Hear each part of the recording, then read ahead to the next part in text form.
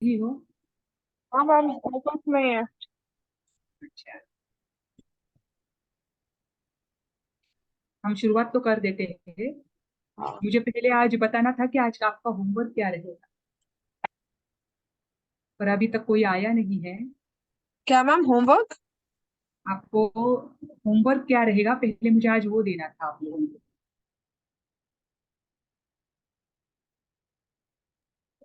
तुम्हें मेरी स्क्रीन दिख रही है क्या? दिख रहा है मैम स्क्रीन। हाँ, ये जो है ना, एक हाँ। मिनट, देखो, ये लोकाकाश या। दिख रहा है। हाँ, ये यस। आपको ड्रॉ करना है। हम्म।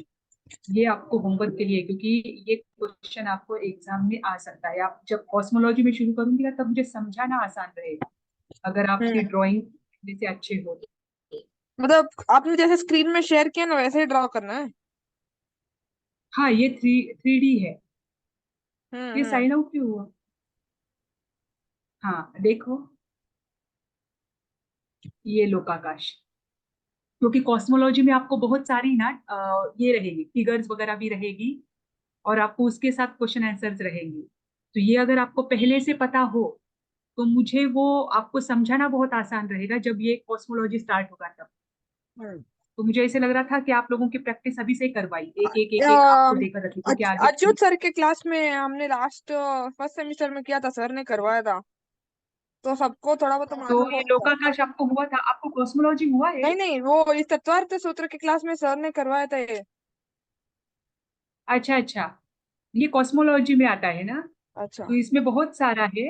पर मुझे ऐसे लगता है कि आपको एक एक हफ्ते में एक एक दो ना, तो आपको करना बहुत आसान रहेगा। हाँ, ये तीन लोग। मतलब आप टाइम पर लोड नहीं आएगा। हाँ, ये तीन लोग का अच्युत सर ने तत्वार्थ सूत्र की क्लास में लास्ट ईयर करवाया था, अभी नहीं, मतलब आई हाँ, last year, I mean last sem. Semester में बराबर। पर अभी आपको जो कॉस्मोलॉजी रहेगा ना, उसमें आपको जैन भूगोल रहेगा बराबर, तो जैन भूगोल में आपको पूरा डीप में करना रहेगा। हम्म। तो हर एक बार आपकी एक एक एक एक रहेगी। तो हम्म। मैंने कहा ये जब शुरू होगा ना, तब बहुत लोड आएगा, तो पहले से ही एक एक एक एक देना शुरू करो। हम्म। तो आज ये आपको करना आसान भी रहेगा, और प्रैक्टिस करोगे तो परफेक्ट होगा। अच्छा, हम 3D में ड्रॉ कर सकते हैं, नॉर्मल ड्रॉ करना है? रेडीमेड ड्रॉ मतलब? 3D रेडीमेड नहीं मैम, 3D ड्रॉ कर सकते हैं या नॉर्मल ड्रॉ करना है नहीं नहीं, ये जैसा है थ्री डी में वैसे ही। आपको? ठीक है, लास्ट में मैं दे दूंगी, या फिर मैं आपके साथ वो इमेज भी शेयर कर दूंगी, कोई नहीं। मतलब आपको करना आसान रहे। ठीक है, अभी देखो।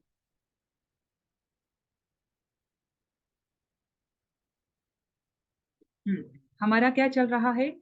पहला यूनिट चल रहा है। हम्म। हमारा पहला यूनिट किससे संबंधित है? टाइम मैनेजमेंट और रिलीजियस बिहेवियर मैनेजमेंट को लेकर। करेक्ट। तो टाइम मैनेजमेंट हमने कंप्लीट कर दिया था। आज से हमें शुरू करना था धर्म तथा धार्मिक प्रबंधन की अवधारणा, यानी रिलीजन और रिलीजियस बिहेवियर मैनेजमेंट। ये दोनों हमें आज शुरू करना था। तो उसमें आज सबसे पहले हम देखेंगे धर्म क्या है, धर्म की अवधारणा क्या है। अब धर्म का अर्थ क्या होता है? धारयते इति धर्म। धर्म ध्रुव धातु से बना हुआ है, जिसका अर्थ होता है धारण करना, पुष्ट करना, या फिर एकत्रित करना। तो जो भी है धारण किया जाता है, प्रत्येक वस्तु का अपना एक गुण होता है। जो गुण उनका है, जो उनसे कभी दूर नहीं हो सकता, वो उस वस्तु का धर्म होता है। बराबर, आपने सुना हुआ है।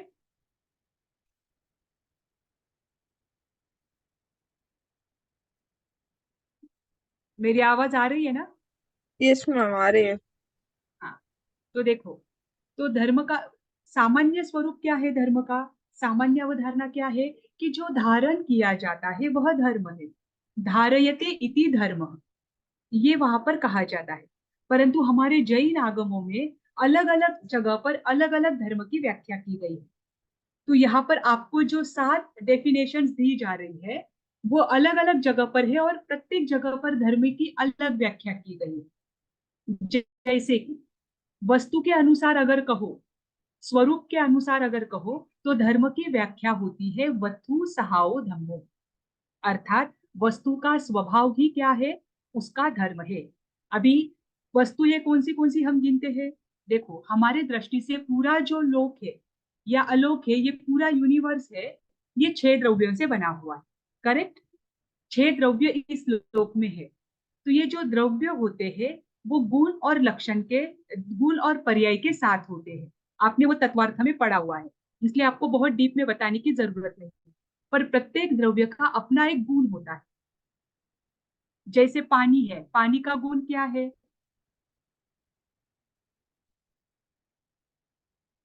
पानी का गुण क्या तरलता, है, तरलता। पानी का गुण है शीतलता। हाँ। करेक्ट, पानी कितना भी गर्म हो वो ठंडक ही पैदा करेगा। वो शीतल, अग्नि को शांत करने की क्षमता कितने भी गर्म पानी हो उसमें है। आग का धर्म धर्म क्या है, आग का गुण क्या है, दाहकता। जल, हाँ।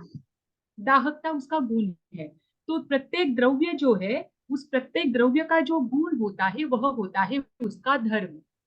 अब मैं आत्मा हूं, मेरे आत्मा का गुण क्या है, इस आत्मा में क्या? कितने गुण है, अनेक गुण कोई रहते बता हैं ना। सकता है, अनंत गुण है। तो हाँ। उसमें से एक गुण क्या है, ज्ञान का गुण का। ज्ञान गुण है, उपयोग लक्षण वाला है। ये उपयोग लक्षण इसका क्या है, हाँ स्वभाव भी है, गुण है। तो ये जो है ज्ञान गुण हो, दर्शन गुण हो, वीर्य गुण हो, ये सारे आत्मा के गुण है। तो जो भी द्रव्य के गुण होते हैं वो उनके धर्म होते हैं। इसलिए प्रत्येक वस्तु क्या है, अनंत धर्मात्मक है। हम अनेकांतवाद में कहते हैं ना, आपने अनेकांतवाद सुना हुआ है, उसमें क्या कहा जाता है कि प्रत्येक वस्तु क्या है, अनंत धर्मों से युक्त है। प्रत्येक वस्तु में अनंत धर्म पाए जाते हैं। और अनंत धर्मों को देखने की जो क्षमता होती है, वो जो दृष्टिकोण होता है, वो अनेकांतवाद होता है। तो प्रत्येक वस्तु में बहुत उनका जो स्वभाव है उसके अनुसार उसमें अनंत धर्म है, यानी उसके गुण है। तो एक दृष्टि से व्याख्या होती है वस्तु सहाओ धर्म, अर्थात वस्तु का स्वभाव ही क्या है, उसका धर्म है। ठीक, ये उसके वस्तु के स्वभाव के अनुसार हुई। ये धर्म की व्याख्या आपको लिखनी है, ध्यान रखना। दूसरी जो है वो मुझे व्याख्या नहीं मिली है, पर प्रवचन सार के अनुसार कर्तव्य ही धर्म है। दूसरा क्या दिया है, कर्तव्य ही धर्म है। कर्तव्य यानी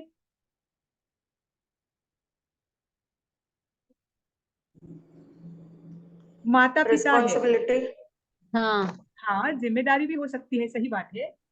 और बच्चे हैं, बच्चों का कर्तव्य क्या होता है, माता पिता की सेवा करना। माता पिता का कर्तव्य क्या होता है, बच्चों का अच्छी तरह से पालन पोषण करना, उनको संस्कारित करना। मनुष्य का कर्तव्य क्या है कि वो मनुष्यता को लेकर चले। बराबर, प्रत्येक वस्तु का अपना एक जो कर्तव्य होता है, प्रत्येक व्यक्ति का हो, उस कर्तव्य को भी धर्म कहा है, इसमें प्रवचन सार है। ठीक, फिर तीसरी जो व्याख्या है वह है जीवानम रक्षानम धर्मो, अर्थात जीवों की रक्षा करना धर्म है। जीवों की रक्षा कैसे की जाती है, जीवों की रक्षा कैसे की जाती है, मैम, जो अपन डेली एक्टिविटी करते हैं उसमें भी अगर हम सतर्क रहे, जीवों की हिंसा ना करे। बराबर, बिल्कुल सही।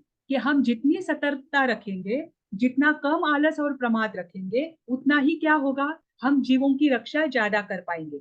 अब देखिए यहाँ पर जो है जीवानम रक्षानम धम्मो, यहाँ पर 2 प्रकार के रक्षा बताई है। एक षडजीवनी काय रूप जो जीव है उनकी रक्षा, और दूसरी है अंतरंग रक्षा, यानी स्वयं की आत्मा की भी रक्षा।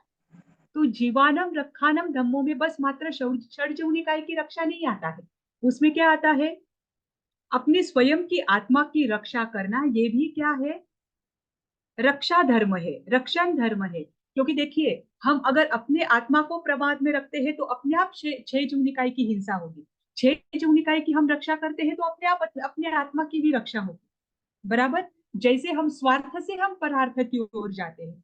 अगर हम अपनी आत्मा का कल्याण के बारे में सोचते हैं तभी हम दूसरों की आत्मा के कल्याण को करने के लिए जाते हैं, या उस ओर हम आगे बढ़ते हैं। तो जीवों की रक्षा को लेकर 2 बातें बताई है, एक बाह्य रक्षा, एक अंतरंग रक्षा। बाह्य रक्षा में आया है कि जो षड जीव निकाय है उनकी रक्षा करना, वो भी जीवानम रक्षानम धम्मों के भीतर आएगा। और एक अंतरंग है, यानी अपने आत्मा की रक्षा करना, इस आत्मा को पतित नहीं होने देना, इसका उत्थान का मार्ग खोजना, ये भी किसके भीतर आएगा? जीवानम रक्षानम धम्मो, अंतरंग रक्षण के भीतर वो आएगा। ठीक। फिर चौथी व्याख्या आई है संविधान को लेकर। आनाए मामगम धम्मम, आचारांग सूत्र में आता है कि आज्ञा का जो मार्ग है, आज्ञा ही धर्म है। अब आज्ञा ही धर्म है ये क्यों बताया? कि तीर्थंकर भगवान ने जो आज्ञा हमें दी है, जो उनके आदेश है, देशना है, उनका जो संकलन हमें मिला है, जो उन्होंने देशना अपने शिष्यों को दी है, उस मार्ग पर हम चलते हैं, उसको ही हम क्या करते हैं? धर्म को मानकर, वही धर्म है ऐसा मानकर हम चलते हैं। तो क्या छोड़ना है, क्या है यह है, क्या ज्ञेय है और क्या उपादेय है, ये समझना हमें बहुत आसान होता है। देखिए हमारी बुद्धि कैसी है अभी? पूर्ण आवरण रहित हो चुकी है क्या? नहीं हुई है। करेक्ट। हम अभी भी क्या है? राग द्वेष रूपी मोह रूपी कर्म से बंधे हुए। सही है ना? तो कभी कभी हम सही क्या है गलत क्या है ये सोच पाते हैं क्या? कौन है सामने मुझे वो भी नजर नहीं आ रहा। हम देख पाते हैं क्या कौन सही क्या है गलत क्या है? कभी कभी नो हमें ये मैम। चीजें नहीं समझ में आती। हाँ सही। तो कभी कभी हमें ये चीजें समझ में नहीं आती है। तो उस समय तीर्थंकर भगवान ने जो समाचारी दी है, जो कार्य करने के लिए कहा है, जिस प्रकार हमें व्यवहार करना चाहिए ये बताया है, उसे ही कहते हैं आज्ञा। तो उनकी आज्ञा को मानना यही है हमारा धर्म। वो तो सर्वज्ञ है, वो तो जो वास्तविक है, जो सही है, जो करने योग्य है, वही हमें बताएंगे। तो इसीलिए उनकी आज्ञा में चलना भी क्या है? धर्म है। अब हेय देय और उपादेय क्या होता है वो देखिए। गेय यानी जानना, हेय यानी छोड़ना, और उपादेय यानी स्वीकार करना। जैसे कि हम क्या कहते हैं कि संवर का मार्ग जो है, सामयिक आदि जो है, ये हमारे लिए उपादेय है। उपादेय क्यों है? क्योंकि सामयिक में आने के बाद हम सावध्य योगों का त्याग करते हैं, इसलिए सामयिक आदि उपादेय है जो ग्रहण करने योग्य है। हेय यानी छोड़ने योग्य। जब हम तीर्थंकर की जो आगम आदि को पढ़ते हैं, उनको जानते हैं, जो श्रुत परंपरा हम तक आई है, उसको हम जब जानते हैं तो उससे हमें पता चलता है कि ये चीजें गलत है, ये नहीं करना है, यहाँ पर तीर्थंकर की आज्ञा नहीं है। ठीक। तो वो हमें पता चलता है कि हमें भले उसका मर्म आज समझ में ना आए, परंतु तीर्थंकर भगवान ने हमें कहा है कि ये हमें नहीं करना है, मतलब ये है, ये है। और ज्ञेय यानी जानना, जो श्रुत रूप ज्ञान हमें मिलता है, जिसके आधार पर हम जानते हैं कि वास्तविकता क्या है, वो ज्ञेय है। तो ये तीनों भी बातें हमें पता चलती है उनके आज्ञा का पालन करने से। इसीलिए आचारांग सूत्र में बताया है आनाए मामगम धम्मम। करेक्ट। ये भी धर्म की एक व्याख्या है। फिर उसके आगे है, अगली व्याख्या दी गई है चारित्रम खलु धर्म। चारित्र्य ही क्या है? धर्म है। उत्तम चारित्र्य। उत्तम चारित्र्य यानी अपनी आत्मा का उत्थान करना, आत्म स्वरूप को प्राप्त करने का जो मार्ग है और उसके अनुसार जो हमारा अनुसरण होता है, वो चारित्र्य में आता है।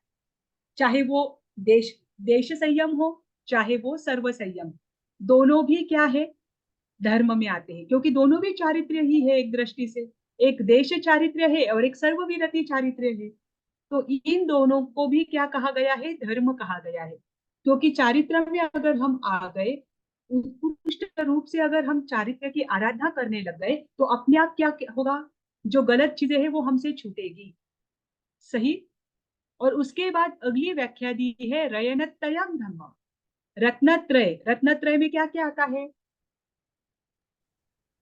सम्यक ज्ञान दर्शन चारित्र। करेक्ट। सम्यक दर्शन, सम्यक ज्ञान, सम्यक चारित्र, ये तीनों मिलकर क्या होते हैं? रत्नत्रय होते हैं। और ये रत्नत्रय ही धर्म है। जब तक सम्यक दर्शन नहीं होता, तब तक हमारा ज्ञान सम्यक ज्ञान नहीं बनता। और सम्यक दर्शन और सम्यक ज्ञान, ये दोनों आने के बाद जो भी हम आराधना करते हैं, वो सम्यक चारित्र के भीतर आ सकती है। करेक्ट। तो ये तीनों मिलकर क्या होते हैं, रयनत्रय होते हैं, रत्नत्रय होते हैं, और ये रत्नत्रय ही क्या है, धर्म है। और उसके बाद आचारांग सूत्र में वापस एक व्याख्या दी है, वो है समयाए धम्मे। समयाए धम्मे यानी समता में ही धर्म है। ठीक, जितनी जितनी हम में समभाव समभाव हम में आता है, या फिर हम समता को धारण करते हैं, उतने उतने हम स्वयं की आत्मा के स्वरूप के नजदीक आते हैं, आत्मा के नजदीक आते हैं, और हम धर्म में होते हैं। ठीक, यहाँ पर धर्म आपने इतनी सारी व्याख्या देखी, इसमें कहीं पर भी ये बताया है क्या कि इतने नियम है तो धर्म है, आप ये नियम पालो तो धर्म होगा?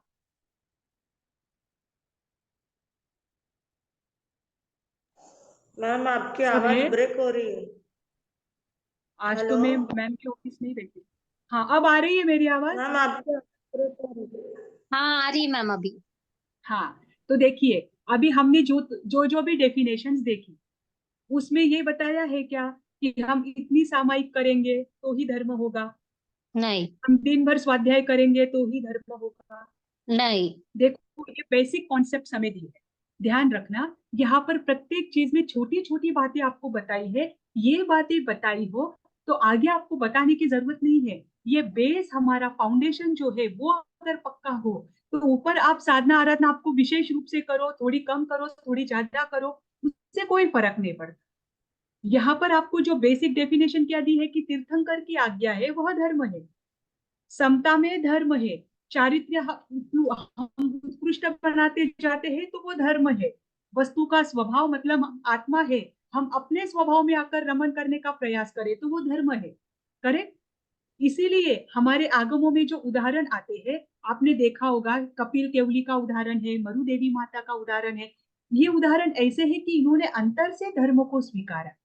तो बाह्य में उनके क्या हो रहा है इससे कोई फर्क नहीं पड़ता, कि बाह्य में वो कहाँ पर बैठे हुए हैं, इससे कोई फर्क नहीं पड़ता। और हमें वास्तविकता में पहले उस धर्म को जानना है, यहाँ से ही हमारा धार्मिक प्रबंधन शुरू होगा। तो ये जो सारी डेफिनेशन है, ये ध्यान रखना, आपको 7 प्रकार की डेफिनेशन बताई है। उसमें सबसे पहला है वस्तु का स्वभाव धर्म है, दूसरा है कर्तव्य ही धर्म है, तीसरा है जीवों की रक्षा करना धर्म है, चौथा है आज्ञा में ही धर्म है, पांचवी है चारित्र्य ही क्या है, धर्म है, उत्तम चारित्र्य, फिर है रत्नत्रय धर्म है, और आगे है समता ही धर्म है। ठीक है, ये समझ में आ गया? धर्म की व्याख्या सबको याद रहेगी? Yes ma'am. अभी आगे देखो कि हमें धर्म का प्रबंधन क्यों करना है। धर्म का प्रबंधन यानी रिलीजियस मैनेजमेंट क्यों करनी चाहिए, इसको लेकर 4 बातें यहाँ पर बताई है। हम आज के युग में धर्म देखते हैं, आज के युग में धर्म कैसा बन गया है, सभी के अपने अपने संप्रदाय बन गए। हम एमए के स्टडी कर रहे हैं, यहाँ पर कोई भी संप्रदाय की स्टडी हम नहीं कर रहे हैं। वास्तविक जैनोलॉजी क्या है, जैन फिलोसॉफी क्या है, इसको जानने के लिए हम यहाँ पर जुड़े हुए। तो यहाँ पर इन्होंने बताया है कि धर्म का प्रबंधन क्यों करना चाहिए। उसमें सबसे पहली बात बताई है कि आज के जमाने में धर्म एक व्यवसाय के रूप में उभर रहा है, धर्म को एक व्यवसाय के दृष्टि से देखा जा रहा है। बहुत जगह पर ऐसा होता है कि मात्र क्या होते हैं, अपने अपने संप्रदाय, अपने अपने पंथ को लेकर चलना है, ये होता है, तो इसकी वजह से आगे की पीढ़ी भटक रही। अगर हम ये धर्म का प्रबंधन करें, हम जो महावीर के सिद्धांत है, उन महावीर के मुख्य सिद्धांतों को क्या करें, अपने जीवन में लाए, उसका प्रबंधन हम करें, तो हम क्या नहीं कर सकते, ऐसे जो ऊपर की आडंबर की जो बातें हैं उनमें हम नहीं फंसेंगे, हम आध्यात्मिकता के स्वरूप से क्या करेंगे, धर्म को स्वीकार करेंगे। तो रिलीजियस मैनेजमेंट क्यों करनी चाहिए, इसको लेकर आचार्य मनीष सागर जी ने 3 बातें बताई है। उसमें सबसे पहला बताया है आचार्य श्री जी ने कि आज धर्म क्या कर रहा है, व्यवसाय का रूप ले रहा है। वो व्यवसाय के रूप के भीतर सबके सामने आ रहा है, उसमें आडंबर बढ़ रहा है, सब अपने अपने क्या हो रहे हैं, संप्रदाय में वो बटा हुआ बन रहा है, तो इसकी वजह से आगे की पीढ़ी क्या हो रही है, बट रही है। इसीलिए धर्म का प्रबंधन जरूरी है। दूसरी बात उन्होंने बताई है कि बस कुछ कुछ धर्म, कुछ कुछ जगह पर धर्म तो बस पारंपरिक जो क्रियाएं हैं उसमें ही रह गया है, जैसे कि भगवान महावीर थे। अब भगवान महावीर के समय में क्या था, सब अपने क्रियाकांड बहुत चलता था। जैसे कि पूरन कश्यप थे, जैसे कि यज्ञ आदि करने वाले वैदिक ब्राह्मण थे, जो क्या करते थे, मात्र यज्ञ को ही धर्म कहते थे। उनका ये कहना था कि यज्ञ करने से ही आपको क्या हुआ, वैकुंठ मिलेगा, वैकुंठ या स्वर्ग मिलेगा। तो आज भी वही हो रहा है कि आडंबर जो चलता है, जो पारंपरिक उनके पहले से करते आए हुए क्रिया है, उस पारंपरिक क्रिया में अगर बहते जाते हैं तो धर्म क्या हो जाता है, वापस पीछे रह जाता है और क्रियाएं ही मुख्य हो जाती है।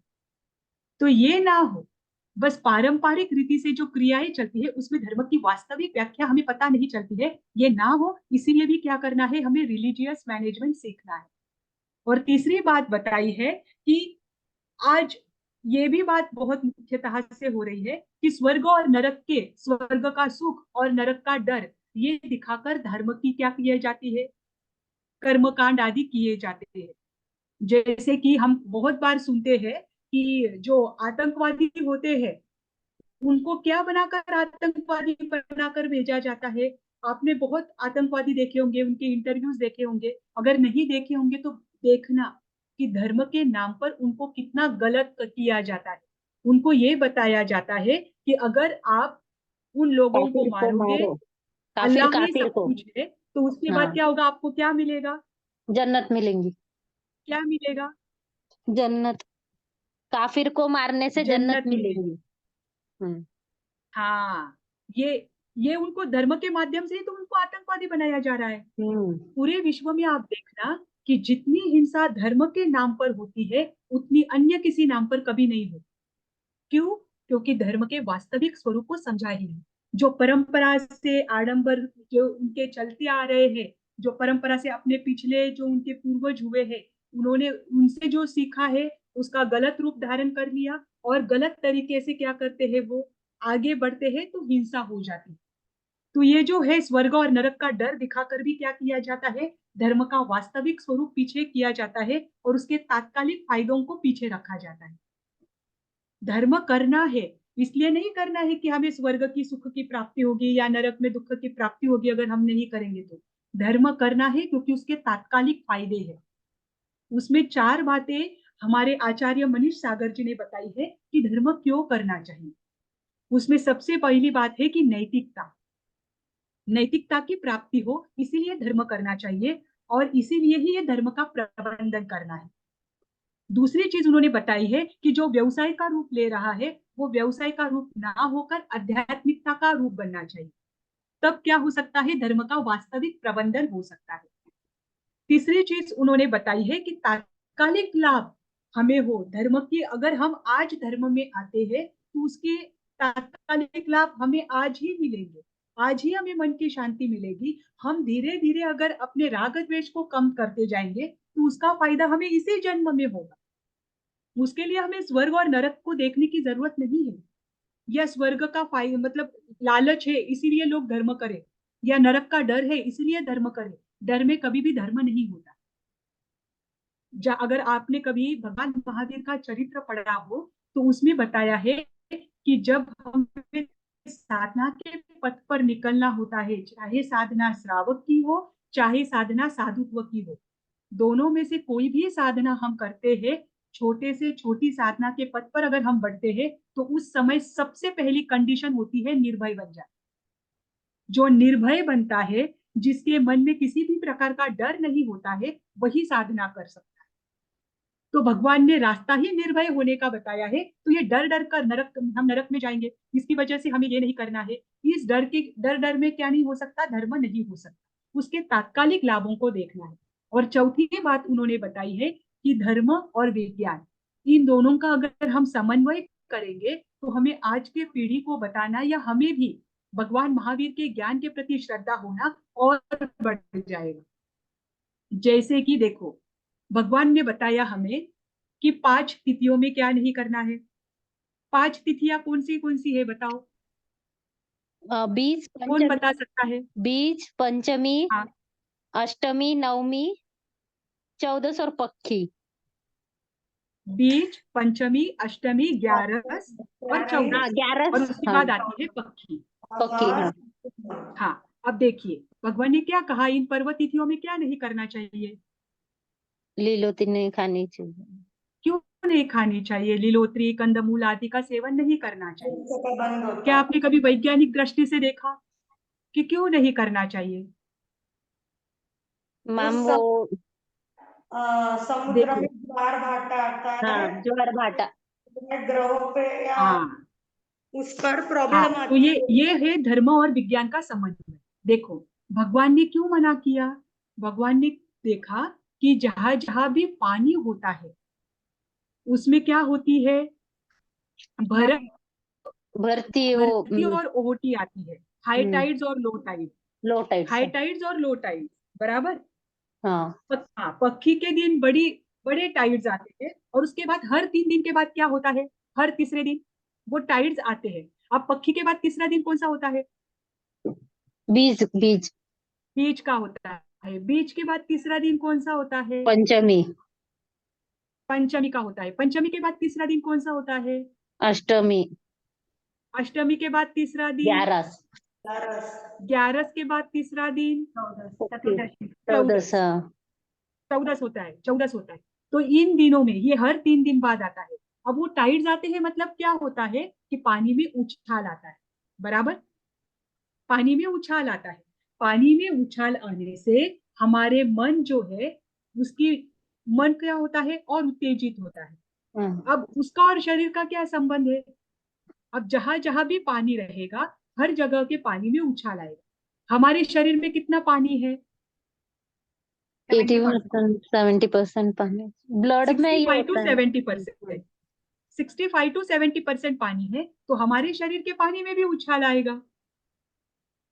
हम्म। और पानी में उछाल आएगा तो उसमें ऐसी चीजें हम खाते हैं जिसको पचाने में पानी लगता है, या जिसमें पानी ज्यादा होता है, तो हम क्या करेंगे, कर्म की ओर आगे बढ़ेंगे। सही बात है, हम और ज्यादा कर्म करेंगे। अब पानी ज्यादा किस में होता है? लीलोत्री में होता है। और पानी ज्यादा किस चीज को पचाने के लिए लगता है? कंदमूल को पचाने के लिए। तो ऐसी कोई चीजें खाना ही नहीं कि जिसकी वजह से हमारे शरीर में पानी की मात्रा और बढ़ जाए, कि हम्म। जिसकी वजह से हम कर्म और करें। ये चीजें हम नहीं खाएंगे तो हमारा मन क्या रहेगा? शांत रहेगा।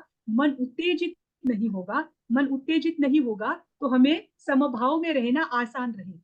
ये इतनी छोटी छोटी सूक्ष्म बातें बताई है। ये क्यों बताई है? इसका अगर हम इस धर्म का, इस प्रत्येक सिद्धांत का अगर हम विज्ञान के साथ जोड़ने का प्रयास करें, विज्ञान के नियमों को भी जाने और धर्म के नियमों को भी जाने, तब हमें पता चलेगा कि भगवान का ज्ञान कितना बड़ा था, कितना विशाल था। और धर्म और विज्ञान का जब समन्वय होता है, तब धर्म का प्रबंधन करना बहुत आसान है। करेक्ट? तो ये 4 बातें आचार्य श्री जी ने बताई है कि धर्म का प्रबंधन क्यों करना चाहिए। क्यों करना चाहिए? एक तो नैतिकता बढ़े, उसके लिए। जब तक नीतिमत्ता नहीं बढ़ेगी, तब तक ये समाज कैसा नहीं रह सकेगा? शांति से नहीं रह सकेगा। नीतिमत्ता के आधार पर क्या चलता है? समाज चलता है, समाज की व्यवस्था चलती है। अगर अनीति बढ़ जाएगी तो आप सोचिए कि यहाँ पर आए दिन स्थिति कैसी होगी। आपने कभी पहले का तालिबान देखा होगा, तो तालिबान में रहना मुश्किल था, इतनी भयानक स्थिति वहां थी। क्यों? क्योंकि नीतिमत्ता नहीं थी। हम यहाँ पर शांति से जी रहे हैं क्योंकि हमारे जीवन में कहीं ना कहीं नीति का स्थान है। आज भी धर्म को लेकर लोग चलते हैं। लोग थोड़े ही सही पापों से डरते हैं, इसीलिए यहाँ पर शांति है। तो नीतिमत्ता स्थापित होने के लिए धर्म का प्रबंधन जरूरी है। दूसरी चीज बताई है, हमारी आध्यात्मिकता बढ़े। वास्तव धर्म क्या है इसको जाने, इसके लिए धर्म प्रबंधन जरूरी है। तीसरी बात बताई है, तात्कालिक लाभों को देखे, स्वर्ग और नरक को ना देखे। और चौथी बात बताई है कि धर्म और विज्ञान का क्या हो, समन्वय हो, तो हमें क्या हो, धर्म का प्रबंधन करना आसान हो। ठीक, इतना समझ में आया? Yes ma'am. अभी देखिए, धर्म के महत्व को लेकर विभिन्न दृष्टिकोण आचार्य श्री जी ने बताए। आपको ऐसा भी प्रश्न आ सकता है कि धर्म की व्याख्या विविध आगमों के आधार पर दीजिए और धर्म के जो डिफरेंट विभिन्न दृष्टिकोण है उनको बताइए। तो उसमें ये ध्यान रखना, सबसे पहला दृष्टिकोण अगर धर्म के महत्व को लेकर बताया है तो वो है आध्यात्मिक दृष्टिकोण। पहले जो साधु संत होते थे वो पूरी तरह से आध्यात्मिक होते थे। आज के साधु संतों को हमने सामाजिक बना दिया है। हम चाहते हैं कि साधु संत हमें समय दे, पर ऐसा नहीं हो सकता। हम साधु संतों को कितनी तकलीफ दे। हमें कभी भी जाते हैं, हमें लगता है कि हम जाए साधु संतों के पास तो हमें समय देना चाहिए। और उनके लिए हजारों लोग हैं।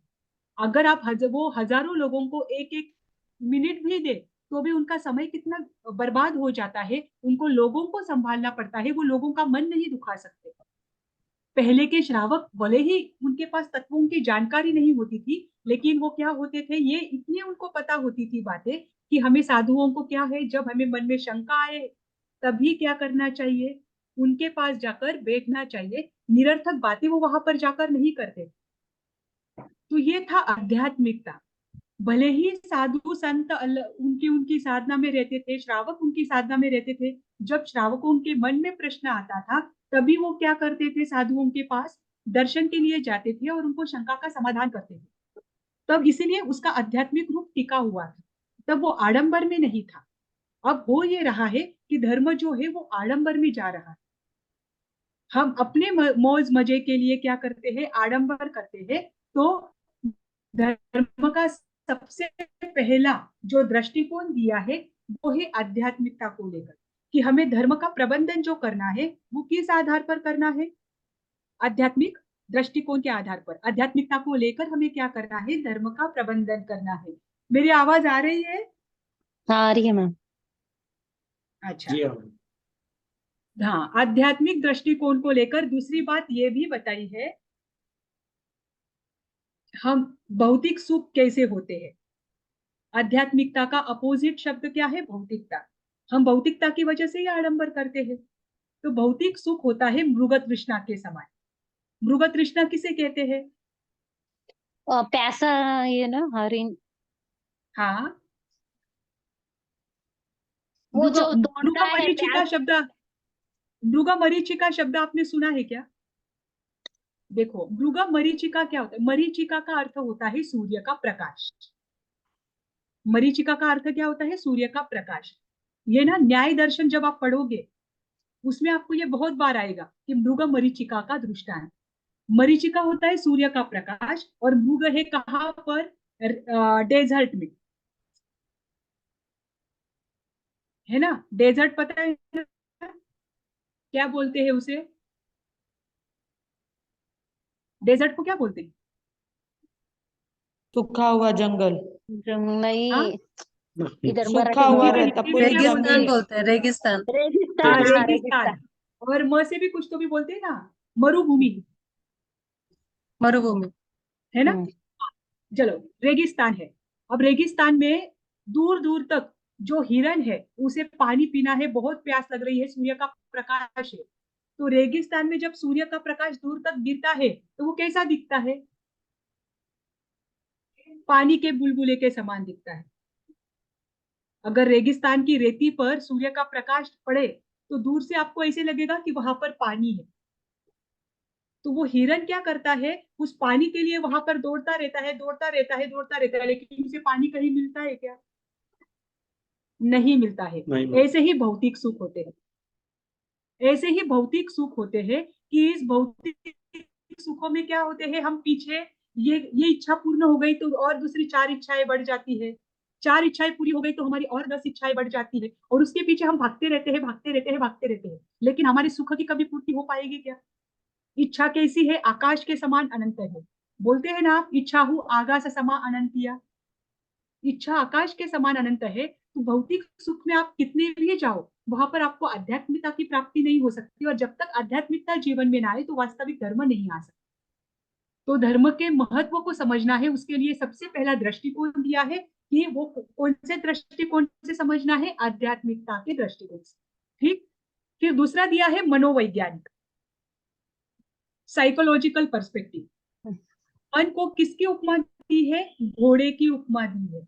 आपने उत्तराधीन सूत्र सुना है, सुना है ना। हाँ मन हाँ को घोड़े की उपमा दी है। उसमें क्या बताया है, मन मन क्या कहीं करता है कहीं विभिन्न विषयों पर। हाँ, बोलिए। मन चंचल होता है घोड़े की, मीन्स जैसे ही उसकी दौड़ है।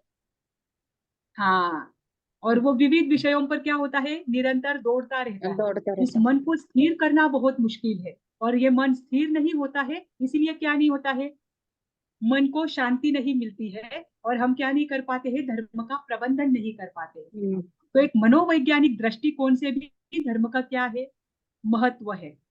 तीसरी चीज बताई है शैक्षणिक दृष्टिकोण से। देखिए, आज तो मैकेनिकी क्या करती है, शिक्षण पद्धति यहाँ पर चलती है। जब ब्रिटिश यहाँ पर नहीं आए थे 500-600 वर्ष पहले, वहां पर क्या चल रही थी, यहाँ पर गुरुकुल की पद्धति गुरुकुल। चल रही थी। आपने सुना है ना गुरुकुल की पद्धति? Yes ma'am. कहाँ कहाँ थे विश्व विद्यापीठ? वो तक्षशिला, नालंदा। करेक्ट, विक्रमशिला, तक्षशिला, नालंदा, तब भारत में बहुत बहुत बड़े बड़े बड़े विद्यापीठ हुआ करते थे। और एक एक यूनिवर्सिटी में कितने कितने स्टूडेंट्स एट ए टाइम पढ़ते थे? 10-10 हजार विद्यार्थी एट ए टाइम पढ़ते थे उस समय। अब वो 10-10 हजार विद्यार्थी पढ़ते थे, तो उनको प्रत्येक समय में अनुशासन में रखा जाता है। इसीलिए उनकी शिक्षा जो होती थी वो प्रॉपर होती थी। 8 वर्ष की उम्र में उनकी शिक्षा शुरू होती थी। आज हमारी बच्चों की शिक्षा शुरू होती है 3 वर्ष की उम्र में। उस समय बच्चों की शिक्षा 8 वर्ष की उम्र में होती थी शुरू, और वो 25वें वर्ष तक पढ़ते थे। आप सोचिए कि वो अनुशासन में वहां रखने के लिए, वहां पर कोई उनका परिवार नहीं होता था, वहां पर वो गुरु के पास अनुशासन में रहते थे। अनुशासन में रहते थे, इसलिए उनका शिक्षण योग्य तरीके से होता था। तो हमारे जीवन में अनुशासन आए, तभी हम क्या कर सकते हैं, ये शिक्षा को उत्तम रीति से प्राप्त कर सकते हैं।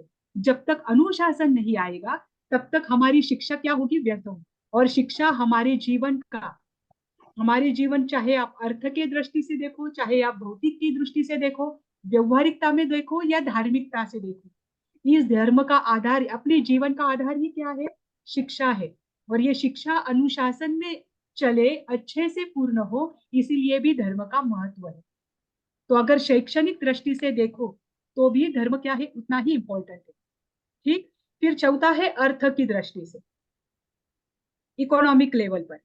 अभी आप सोचिए, अगर हमारे जीवन में धर्म ना हो, और हम पैसे कमाते ही जाए, कमाते ही जाए, कमाते ही जाए, और हमारे जीवन में धर्म नहीं है, तो वो पैसे हमारे लिए अर्थकारी होंगे या अनर्थकारी? अनर्थ। अनर्थकारी। अनर्थकारी। देखिए, अब आजकल के कुछ बच्चे भी है, समझो एक बहुत अब्जोपति है, उन्होंने अपने बच्चे के पास देखा नहीं, बस कमाई रहे, उसको संस्कार नहीं दिए, तो वो बच्चा क्या करेगा, व्यसनों के अधीन जाएगा। व्यसनों के अधीन जाकर वो अपना भी जीवन बर्बाद करेगा, और जो प्रॉपर्टी उनके पिता ने कमा कर रखी है उसको भी बर्बाद करेगा। क्यों? क्योंकि अर्थ तो कमा लिया, पैसों को तो कमा लिया, लेकिन उसको जोड़ धर्म की नहीं है। बराबर। अगर आर्थिक दृष्टि से भी देखें, तो भी धर्म क्या है, महत्वपूर्ण है। हम चाहे पैसे कमाए, चाहे शिक्षण करें, चाहे समाज में रहे, चाहे परिवार में रहे, चाहे राजनीति में रहे, कहीं पर भी रहे, तब भी हमारे जीवन में हर जगह धर्म लगना ही है। जो वास्तविक धर्म है उसको हम कहीं पर भी अप्लाई करेंगे, तो वहां पर हम क्या होंगे, अपने जीवन में सफल होंगे। फिर उसके बाद है पर्यावरणीय दृष्टिकोण। आप आचारांग सूत्र पढ़ रहे हो ना? आचारांग सूत्र पढ़ा आपने? आपको अभी तक नहीं आया ना? No ma'am. हाँ मैम। नहीं आया ना? तो आपको आचारांग सूत्र आएगा।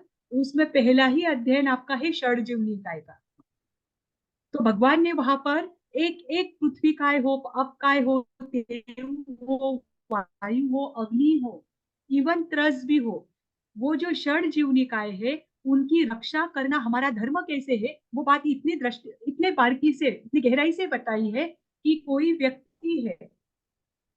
व्यक्ति है, उसे आंख नहीं है, कान नहीं है, नाक नहीं है, कुछ भी नहीं है, उसकी जीवा भी नहीं है, पंचेंद्रिय वो जीव है, व्यक्ति है, पर उसके क्या नहीं है, आंख आदि नहीं है, जीव आदि नहीं है, वो बोल भी नहीं सकता, वो गूंगा है, वो बहरा है, वो अंधा है।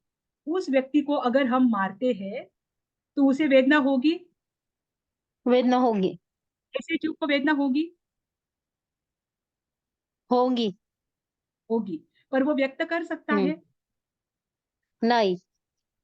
नहीं कर सकता। वैसे ही ये पर्यावरण में जितने भी जो जीव है, केंद्रीय, बेंद्रिय, तेंद्रिय, चौरेंद्रिय, पंचेंद्रिय, ये जितने भी जीव है, कभी कभी वो व्यक्त नहीं कर पाते हैं, लेकिन वेदना उनको वैसी ही होती है। इन बातों को अगर हम समझेंगे तो हम क्या करेंगे? पर्यावरण को संभालने की ओर आगे बढ़ेंगे। हम कम से कम हिंसा करेंगे तो पर्यावरण की क्या होगी? अपने आप रक्षा होगी। हम कम से कम पानी का उपयोग करेंगे तो पर्यावरण की अपने आप रक्षा होगी। हम बिना वजह पत्तों को हाथ नहीं लगाएंगे, बिना वजह वनस्पतियों को नहीं तोड़ेंगे तो पर्यावरण की रक्षा होगी। तो पर्यावरण को संभालने के दृष्टिकोण से भी धर्म को समझना बहुत जरूरी है। वहां पर भी क्या है? धर्म का अपना एक महत्व है। ठीक। फिर आगे है सामाजिक दृष्टिकोण से। आपको तो पता ही है समाज किसके आधार पर चलता है? नीतिमत्ता के आधार। तो सामाजिक दृष्टिकोण से भी क्या है? धर्म का अपना महत्व है। पारिवारिक दृष्टिकोण से भी क्या है? धर्म का अपना महत्व है। अब पारिवारिक दृष्टिकोण को लेकर स्थानांग सूत्र में एक बात बताई है कि धर्म के 4 द्वार होते हैं। देखो, स्थानांग सूत्र में धर्म के 4 द्वार बताए हैं। वो 4 द्वार कौन से बताए हैं? कि इन 4 द्वारों के माध्यम से धर्म हमारे अंदर में प्रविष्ट हो सकता है। वो 4 द्वार है: क्षमा, संतोष, सरलता और नम्रता। हमारे भीतर में अगर क्षमा है तो धर्म का प्रवेश हो सकता है। हमारे भीतर में अगर संतोष है, लोभ नहीं है, लालच नहीं है, उसकी जगह पर संतोष है, तो हमारे भीतर में धर्म का प्रवेश हो सकता है। उसके बाद सरलता अगर हमारे भीतर में है, कपट से युक्त अगर हम नहीं है, तभी क्या हो सकता है? धर्म का प्रवेश हमारे भीतर में हो सकता है। और चौथी बात है नम्रता, विनय। तो ये 4 बातें अगर किसी व्यक्ति के जीवन में है तो उसका ना पारिवारिक जीवन खराब होता है, ना ही सामाजिक जीवन खराब होता है। करेक्ट? अगर हमारे भीतर में क्षमा है, संतोष है, सरलता है, नम्रता है, तो हमारे परिवार में कभी कलह होगा ही नहीं। तो ये कब होता है? जब धर्म के द्वार हम खोले। धर्म के महत्व यहाँ पर भी कितने धर्म भी कितना महत्वपूर्ण है, ये समझना बहुत जरूरी है। और जो लास्ट है वो है राजनीतिक दृष्टिकोण। अगर आपने स्थानांग सूत्र कभी पढ़ा होगा तो स्थानांग सूत्र के 10वें स्थान में 10 प्रकार के धर्म बताए। कितने प्रकार के हैं? 10 प्रकार के हैं धर्म, स्थानांग सूत्र में बताए हैं। उसमें सबसे पहला दिया है ग्राम धर्म। मतलब जो गांव की जो व्यवस्था है, जिस ग्राम में हम रहते हैं वहां की जो व्यवस्था है उसका भी पालन करना और उसके अनुरूप चलना, ये ग्राम धर्म। दूसरा है राज धर्म। राष्ट्र के अनुसार क्या करना? राष्ट्र की जो व्यवस्था है उसके अनुसार हम क्या करें? पालन करें। तो क्या हो? धर्म का अपने आप पालन हो। वह भी एक दृष्टि से धर्म है। ऐसे ही आगे उन्होंने बताया है कुल धर्म होता है, गण धर्म होता है, श्रुत धर्म होता है, चारित्र्य धर्म होता है। तो ये 10 प्रकार के जो धर्म बताए हैं अलग अलग, उसमें पहले 2 स्थान उन्होंने किसको दिए हैं? एक ग्राम धर्म को लेकर और एक राष्ट्र धर्म को लेकर, देश धर्म को लेकर। क्यों? क्योंकि गांव नगर की जो व्यवस्था है उस व्यवस्था को अगर हम उसका पालन करते हैं, उस व्यवस्था के अनुरूप अगर हम चलते हैं तो ये भी धर्म है। जैसे जहां जहां जो राजा है उन राजाओं की जो पद्धति वहां पर रही हुई है उसके अनुसार चलते हैं तो ये भी क्या होगा? धर्म होगा। करेक्ट? देखिए आज हमने क्या क्या देखा, कौन बताएगा? सबसे पहले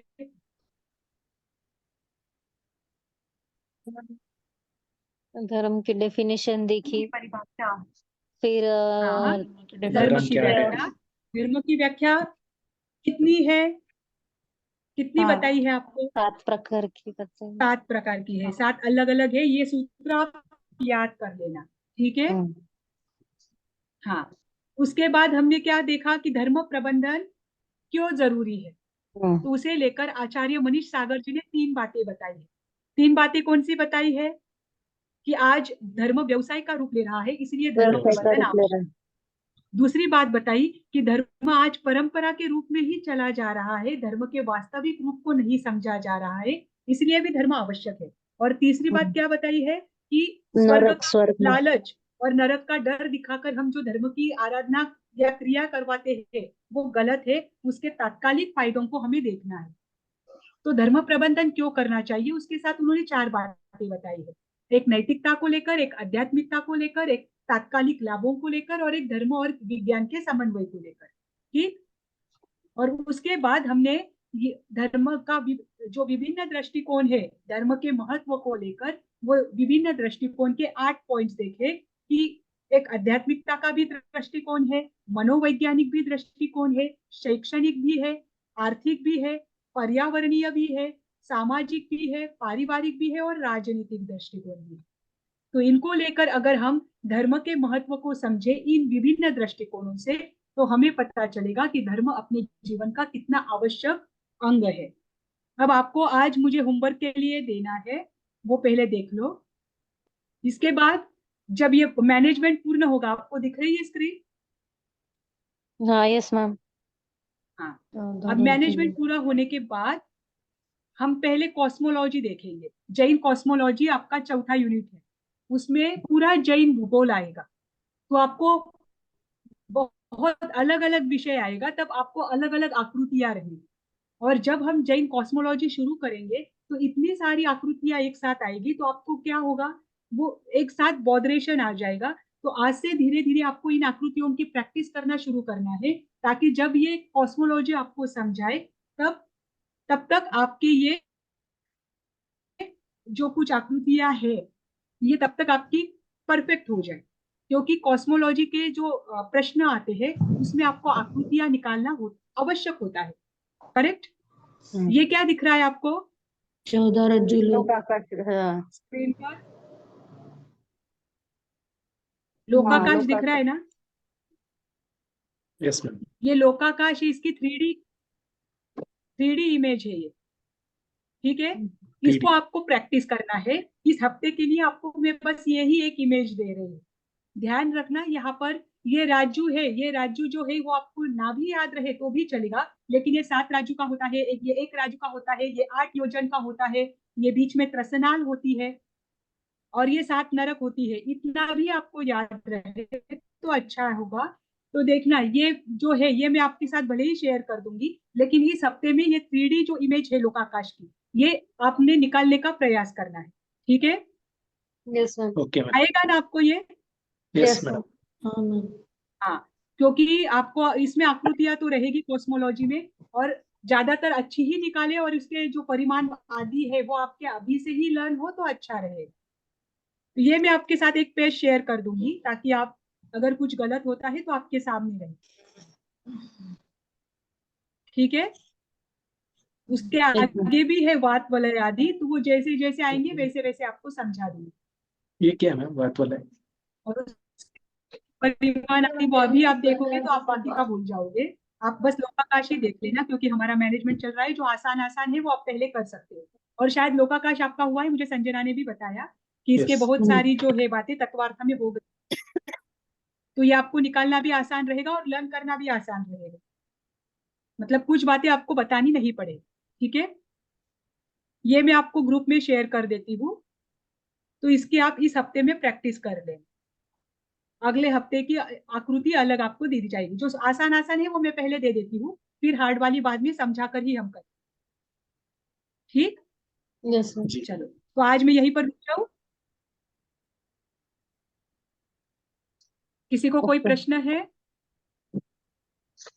मैम, मुझे एक था, आप वो मीन्स नैतिकता बता रहे थे कि अपन ने रिस्पॉन्सिबिलिटी कंप्लीट करना, कपट नहीं रखना, लेकिन अभी जो अपन एरा में रहते हैं, अपन बहुत सरल भी रहे, लेकिन आजू बाजू अपने लोग सरल नहीं ही रहते, कभी कभी उनको जवाब देना ही पड़ता है, फिर क्या करेंगे? देखिए, जवाब भी आप देते हैं, आपके दिमाग में क्या है कि आगे आपके हाल ना हो या बार बार आपका हाँ। यूज ना हो, इसीलिए आप कभी अगर एक बार जवाब देते हैं तो वो बात अलग है, लेकिन अंतर में उनके प्रति कोई राग द्वेष नहीं रहा। हाँ। ये हमारी, देखो, जैसे भगवान महावीर चंडक कौशिक सर्प के पास गए थे उस इसमें, तो चंडक कौशिक सर्प कैसा था? दृष्टि विष वाला था, बराबर? उसके दृष्टि में ही विष था। वो जिसके पास भी देखता था वो जीव वहीं पर मर जाता था, उसके दृष्टि में ही विष था।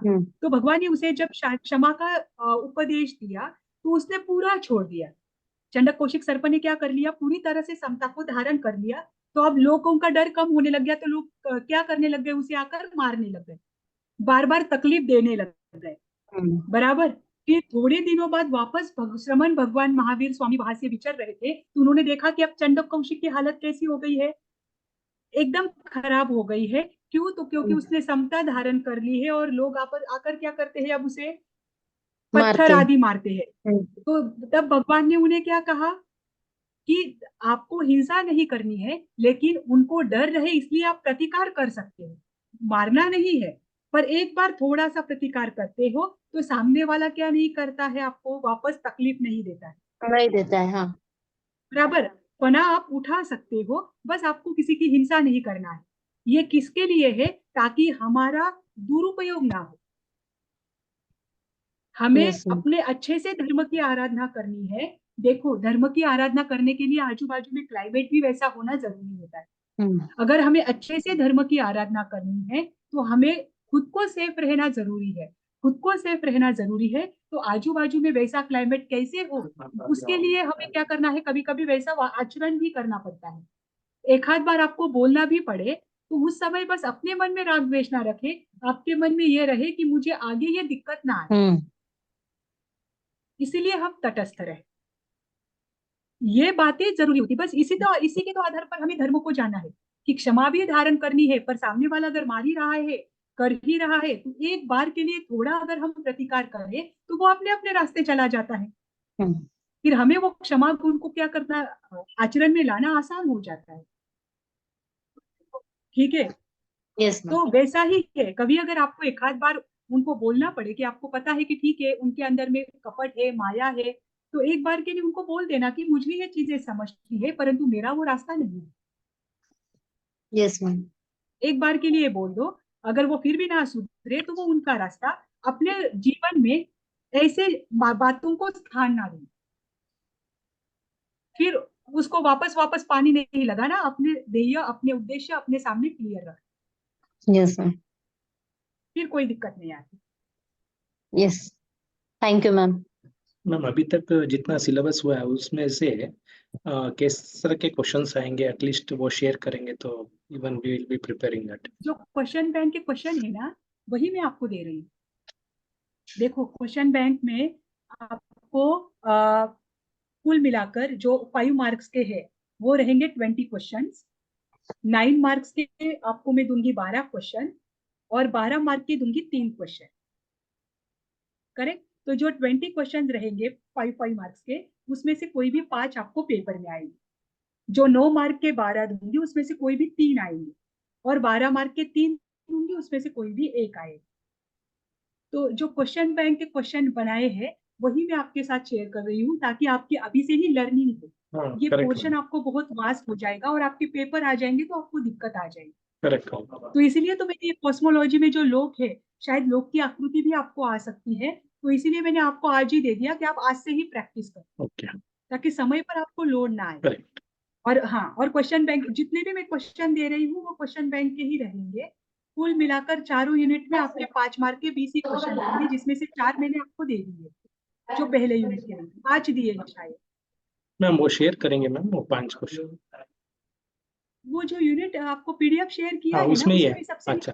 हाँ, पहले यूनिट के उसमें है। दूसरे ओके। तीसरे चौथे यूनिट हाँ। के जो जैसे जैसे यूनिट होगा वैसे वैसे। अच्छा। Okay okay. हाँ, चलेगा। चलो आज यहीं पर धन्यवाद। रुक जाए। जय जिनेंद्र जय आप जय सभी को। धन्यवाद।